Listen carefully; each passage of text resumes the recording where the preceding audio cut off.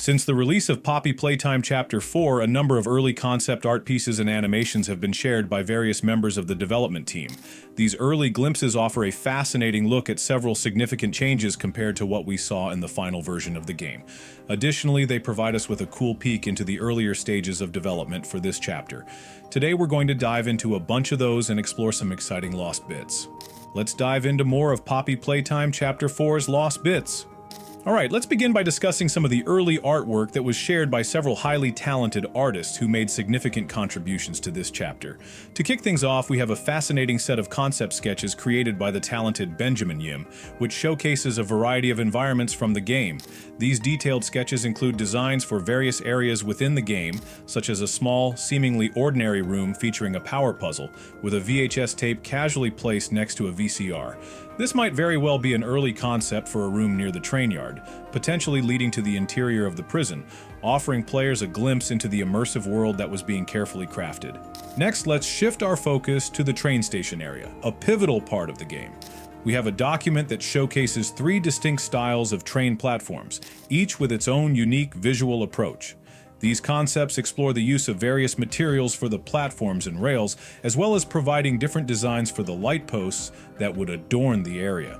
What's particularly interesting is that we can clearly see that 2 of these images were likely used as direct references for the final design of the station area, which gives us insight into how the concept evolved into its final form. And to wrap things up, there's another intriguing document that presents 9 different color combinations for the front of the train. This offers us a rare and insightful glimpse into the meticulous process of finalizing the design and aesthetic of the train, further illustrating the careful attention to detail that went into shaping the visual identity of the game. I hope you find these early design insights as fascinating as I do. They give us a deeper appreciation for the amount of work and thought that went into crafting the environments and aesthetics of Poppy Playtime Chapter 4. Let's take a closer look at more of these early concepts. Now, normally it's really difficult to distinguish the exact colors of the train in the final version of this chapter due to the dim lighting, but I'll let you take a wild guess. Which of these color combinations do you think was ultimately chosen for the train? Alright, have your answer locked in? Well, whatever you guessed, it's actually wrong. None of these color combos made it into the final game. In fact, the train is mostly red with a yellow top on the back and yellow headlights. Interestingly, the actual lights were never fully implemented in the game despite being shown in the concept art. It's always fascinating to see how certain details change in development. Next up, let's dive into an exciting area where you fall into a pit with Pianosaurus in this chapter. The artwork for this section is truly stunning, and it's clear that a lot of thought went into its design.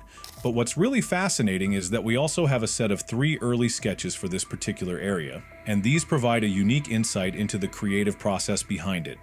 According to the notes attached to these sketches, the design of this area was heavily influenced by 2 very distinct sources: AO, which likely refers to the game Axiom Verge, and the blockbuster movie Jurassic World. The reference images included with these notes show that the ledge from which the player falls, as well as some planned vegetation that ultimately didn't make it into the final version, were both inspired by the raptor domain from Jurassic World. This connection adds a rich layer of detail to the environment, and it's incredible to see how the designers blended elements from different sources to create such a unique and immersive atmosphere that feels both familiar and original at the same time. Moving on, we also have some concept art depicting one of the security control rooms within the prison, which is an area that has a strong resemblance to its final in-game version, although with some slight differences, particularly in the design of the control console. One of the most intriguing details in this concept art can be found in the back of the room, where we can spot a large train map prominently displayed on the wall, alongside several photographs of various toys. These photos appear to show where these toys were being kept or monitored, offering us a closer look at their placement in the world. What's especially interesting here is that, if you look closely, you can spot some familiar faces among the toys, such as Huggy, PJ Pugapillar, Daisy, and even a few of the other cheerful critters that we've come to recognize. But there are also 2 other creatures shown in the photos that I don't immediately recognize. It's possible that these could be characters from another project, or perhaps early placeholders for characters like Doughman and Yarnaby, or even something else entirely. If anyone in the community happens to recognize these characters, it would be fantastic to hear your thoughts. It's always fun to speculate and share theories, so feel free to leave your comments below and join the conversation. Following that, we have a piece of concept art showing the prison's main hub area. While it's quite similar to how it appears in the final version of the chapter, there are a few key differences. For instance, the colors on the floor lines and the square prison logo are in a different order. Additionally, there is no fencing around the central desk, which is a notable change. Furthermore, in this early concept, the door at the back of the room is directly labeled as an office, rather than the floor leading up to the warden's office and other administrative areas. These small changes in design really show how environments evolve over time in game development. Next, we have a set of concept sketches showing the square and circular resistors that you replace in the Safe Havens generator. These sketches feature various design ideas for the connectors. Interestingly, we also get a more finalized version of the design for the circular resistor. What's really fascinating is that in both of these concept art pieces, there's a section in the top left corner that showcases the generator itself in its early stages. Even more intriguing is what seems to be a screenshot from an early test map, along with a blurry early model of the generator. It's amazing to see how rough prototypes evolve into polished final products. From the blurry image, we can even see the developers labeling various components of the generator, giving us a glimpse into their process as they refine this essential part of the game. Moving on, we have some fascinating artwork showcasing the prison yard, which gives us a deeper look into this area's design process. Aside from the tower numbers, one of which is unfortunately obscured, this area appears almost identical to its final version in the game, making it clear that a lot of the core design elements were solidified early on. However, one particular detail really stood out to me: the chain positioned underneath a minecart. If you've watched my previous videos, you may recall that one of the developer notes mentioned an early idea where one of the chains would be found under a minecart, and the player would need to move the cart in order to proceed. While this concept was ultimately scrapped in the final game, it's clear from this artwork that the mechanic was actively being considered during the design phase. It's always fascinating to see how certain ideas, though they don't make the final cut, still leave their mark on the early designs, providing a glimpse into the creative process that ultimately shapes the game. Finally, we also have this intriguing document that presents earlier artwork for the prison yard area. What's particularly interesting in this document is the presence of the minecart still positioned over the chain in two of the images at the bottom. This might suggest that the idea of having the player move the cart to free the chain was still under serious consideration at this point in development. It seems that there were explicit instructions or guidance given to the artist to ensure that this mechanic was visually represented in the sketches, highlighting how much attention was paid to every detail during the development process. Next, we have some concept art for the Doctor's Domain area, and what's surprising here is the number of concept sketches for the buzzsaw machine seen in the morgue room. There are several different sketches showing varying designs for the arm, with different ideas for how it could move, including various wheel configurations. Additionally, there are a pair of sketches featuring the machine mounted on rails, adding even more variety to the design process. This shows how much thought went into the creation of the buzzsaw machine, making it one of the more unique and memorable elements of the chapter. Along with these, there's a document that presents a more finalized version of the machine, both with and without a movable cart, indicating that the design was flexible and subject to change as the team figured out the best way to implement it. After that, we move on to a set of concept designs for the gas mask filter dispensing machine. The general idea remains the same as in the final version, featuring the big red button, but there are multiple ideas presented here for how the filters would be dispensed. Some of these concepts include a display on the machine to show filter levels, while others do not. One interesting thing that caught my attention in this document is the difference in the gas mask canisters. In the finalized version, the filters are represented by black canisters with a yellow stripe, but in these early designs, we see canisters in red, yellow, and blue. It's intriguing because based on the final model, the gas mask uses yellow filters. I wonder if the developers initially planned for different colored filters to represent different properties, such as varying amounts of oxygen or some other mechanic that was eventually scrapped. This small detail hints at an interesting concept that might have been considered during the development. Finally, let's talk about my favorite set of concept sketches. For this part of the game, the concept art focuses on the Doctor's headquarters, and it features some incredibly cool designs. First, we have a concept of a panopticon-like observation area, which looks like it would have been suspended from the ceiling with lights, speakers, and other elements underneath. There's also a human figure included in the sketch, which is used as a size reference for the ducks, suggesting that these might have been the intended entry and exit points for the player to navigate through this building. While we do see something somewhat similar in the final version of the chapter, with windows beneath the elevator that takes you up to the doctor, it doesn't quite have the same impressive and detailed look as this concept. I really think it's a missed opportunity, as this concept art looks fantastic, and it would have been amazing to see this kind of setup as you approach the doctor, especially during the final battle against Doughman. Now, you might be wondering how I know for sure this concept was meant to be part of the doctor's lair. Well, in another set of concept sketches, one of the images clearly shows that this observation area was intended to be placed right in the middle of the space, with the central light source highlighted. It's fascinating to see how this early idea was meant to come together. The rest of the concept sheet displays various different configurations for the doctor's headquarters, including several ideas for screen setups and layouts. Two of the concepts even show toys hanging from the ceiling, which adds an eerie touch to the environment.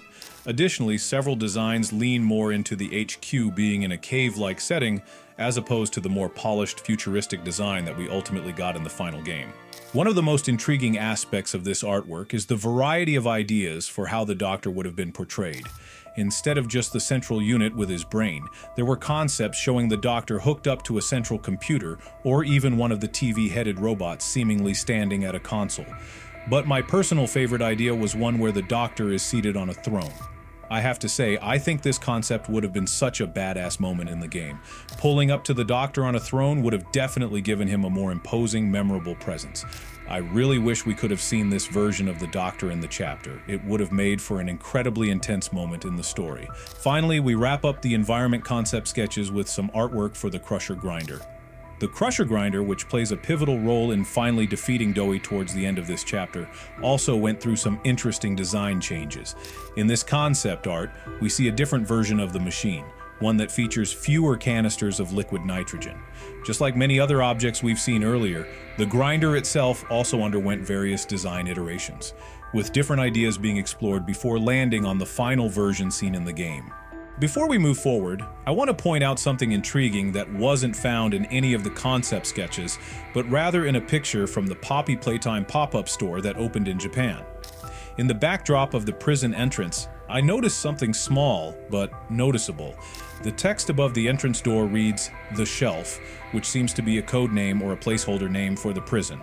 I couldn't find any other references to the shelf in the game, but it's still fascinating to see it in this promotional image. I think a nickname like this would have been a cool addition to the game, as it adds a layer of depth and intrigue to the setting. It's just one of those little details that makes you wonder what other ideas the developers might have had before finalizing the game's design.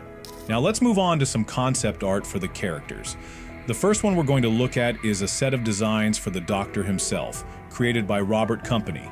Based on these early sketches, I'm going to speculate that the original concept for the Doctor was not as it appears in the final game, where he controls numerous robots in his headquarters. Instead, it seems that the Doctor was initially intended to be just one robot that the player would encounter, or at least he would have been a central singular figure. This theory is supported by several sketches that show the Doctor in a variety of poses and actions. One particularly intriguing sketch depicts the Doctor leaning over and killing a critter, showing his somewhat violent and menacing nature. Other sketches showcase him towering over the protagonist, looking down on them ominously. But the most interesting concept comes from an image of the Doctor without his cloak, revealing what looks like the Doctor's heart encased inside the robot's metallic body. This gives us an early glimpse into the idea that the Doctor may have been designed as a more central and individual figure, with his heart being a key element of his design. It's clear that a lot of thought went into the Doctor's backstory and the idea of him being something more than just a robot, perhaps something more human or sinister lurking beneath the surface. What convinces me the most that the original plan for the Doctor's encounter was different from what we ultimately saw in the game is a sheet featuring several reaction screens for the Doctor's TV. Most of these didn't make it into the final cut, but the subtext on the sheet suggests that there was once a plan to battle against a single Doctor robot, rather than evading many of them as we do in the game. Of course, this is still just speculation on my part, but the fact that these reaction screens were created makes me think that the encounter with the Doctor was originally designed to be much more direct and impactful. Some of these reaction screens are pretty wild, and I think it's a shame that many of them didn't make it into the game. The only one that made it into the final version, as far as I can tell, is the one with the yellow pulled-apart eye, but the other screens are super cool and would have added a lot of personality to the encounter. It's unfortunate that these ideas never came to fruition, as they could have brought a unique flair to the Doctor's character. Personally, I found the Doctor encounter in this chapter to be a bit underwhelming, especially considering the hype he received in the trailers leading up to the release. The idea that his role in the game may have changed significantly during development makes me wonder how the final version of the encounter ended up so different from the original concept. This shift in plans is a fascinating insight into the game's development process and shows just how much can change from early concept art to the final product. Moving on, we have some more character concept art, this time from Amber Ogden. First up is a concept sketch for none other than Lemon, which was really cool to see. The artwork shows some interesting details, and there are also photos of some eyepieces and what looks to be a real lemon peel, which served as a reference for the design. It's always fun to see how real-world objects influence the design of characters in a game. Next, we have a sheet of concept art featuring Yarnaby, doing his usual Yarnaby things. The sketches here are quite similar to his final design, although he's a bit skinnier in these early versions. As someone who's a fan of cats, my personal favorite from this set has to be the sketch of Yarnaby being held just completely ragdolling like a cat. It's such a relatable and funny depiction of how cats often act when they're being held against their will. Lastly, we have some character sketches for Doughman. While his appearance is pretty close to what we see in the final game, what's particularly interesting here is that none of these sketches depict Doughman as a nice guy. Instead, they all show him in a much more antagonistic light, with him even saying some pretty mean things. The range of emotions and poses captured in these sketches is fascinating, ranging from goofy to downright creepy. In one of the more disturbing sketches, Doughman is shown ripping his face off, revealing a terrifying, unsettling expression underneath. These sketches give us a much darker and more sinister take on Doughman, which contrasts with his final, more playful design in the game. It's a stark reminder of how character development can go through multiple phases before settling on the version that we ultimately see. There are also several sketches that depict Doughman with multiple arms emerging from his mouth, which resembles part of his final monstrous design in this chapter. However, my favorite concept from this batch is a scrapped idea where Doughman would flex his arm, and then models of the antagonists from the game's 3 prior chapters, Huggy Wuggy, Mommy Longlegs, and Catnap, would form. I think this concept would have been such a cool and eerie addition to the chapter. Imagine facing off against Doughman as he summons these terrifying foes from the previous chapters, making the battle feel even more intense and interconnected with the story's previous events. Based on these sketches, particularly the one where Doughman is summoning the old enemies, it seems that his transformation into the final version of the character might not have been as drastic as we thought. Instead of completely changing, it appears that Doughman was meant to retain his regular design, but with an amped-up meanness factor. His creepy factor would have been dialed up to 11, giving him an even more unsettling presence. This idea is further reflected in another piece of concept art which shows Doughman confronting both the player and Kissy Missy. Although he's already ramping up his antagonistic traits, his design remains similar to his original look, but his demeanor is much darker. What's particularly unsettling about these sketches is the juxtaposition between Doughman's monstrous actions and his oddly happy, cheerful expression. Even in his most sinister form, he retains that unsettling smile, which makes him all the more disturbing as he tries to kill the player. The contrast between his look and his intentions creates a sense of dread and unease that would have been fascinating to see in the final version. Amber also shared a fascinating look into the creation of these artworks, showing the evolution of the concept from its original rough sketch to the rough grayscale version, and finally to the polished final version. Seeing the creative process unfold was super cool, as it allowed us to better appreciate the thought and effort that went into shaping Doughman's design. Finally, we wrap up these character sketches, which, similar to the ones from Chapter 2, give us a glimpse into some ideas that, while scrapped, could have brought a unique depth to the story. It's always interesting to see the behind-the-scenes evolution of a character and how ideas shift and transform during development. There are actually several storyboard sketches that were shared by their artist, Scott Forrester, giving us an early look at how certain scenes were planned to be animated for this chapter. Starting with the top left of this set, we get a glimpse at an early version of Pianosaurus's brief appearance and how he is attacked by Doughman. Interestingly, this sequence plays out exactly as it does in the final version of the chapter, with little to no change in the animation or flow of the scene. Next, we see a storyboard for Doughman's transformation, which is only slightly different from what we see in the game. One interesting thing to note here is that the subtitles show some lines for Doughman's monologue that never made it into the final cut. This hints at possibly scrapped dialogue or ideas that didn't make it into the game's final narrative, giving us a peek at what might have been intended for this pivotal moment. Moving on, we have a storyboard of Yarnaby in his observation room. In this sequence, after jumping towards the player and attacking the glass for a bit, Yarnaby starts to wave or paw at the window, which is a pretty funny and unexpected touch. Another interesting difference here is that this storyboard shows the Doctor's eye on the TV in this room, which is something that didn't quite make it to the final game.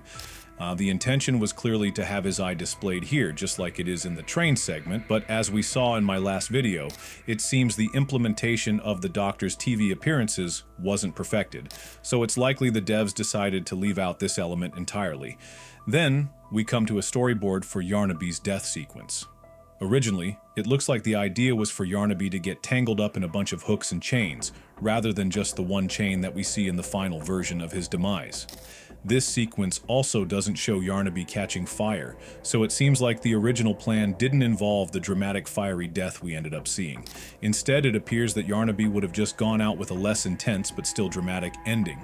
This change highlights how the devs may have refined the character's death to make it more visually impactful and memorable. Speaking of Yarnaby catching fire, there's actually one more storyboard sequence that was shared, and it's of the protagonist using the flare gun hand to directly blast Yarnaby. This would cause him to combust into a pile of ash, which would have been a pretty dramatic and fiery way for Yarnaby to meet his end. It's fascinating to see this alternate version of the sequence, as it would have made for a much more explosive and intense encounter. The idea of Yarnaby burning up from a direct flare shot adds a whole new layer of danger and finality to the encounter that was ultimately scrapped in favor of the hooks and chains. These storyboards give us a deeper understanding of the thought process and development behind the chapter, showing us how certain scenes evolved over time. Some of these early ideas may not have made it into the game, but it's always intriguing to see what could have been and how the devs refined their vision for the final product. The final scene test animation with Huggy Wuggy is also fascinating. The difference in his appearance, especially the lack of the white gauze in his wounds, is a noticeable change. It's a bit subtle, but adds to the overall feel of the character, making him either more or less gruesome depending on how you look at it. The original unwrapped, more exposed injuries might have made Huggy feel more disturbing, but the gauze makes him appear a bit more fixed or restrained in the final version. Either way, it's an interesting detail about how the character design can evolve during development. It's awesome that the devs and artists shared so much of their early work with the community. The behind-the-scenes looks at animations, character designs, and environmental changes provide such a great view into the creative process. You're right that not every company is as open with this kind of content, so it's nice that they allowed fans to get an inside look at how these concepts were brought to life. It's clear that there was a lot of experimentation and iteration with the characters and their roles in this chapter, and seeing all the lost bits helps to understand what might have been, even if they weren't used in the final version of the game. Thanks for sharing such a detailed overview of all these early design elements and animations.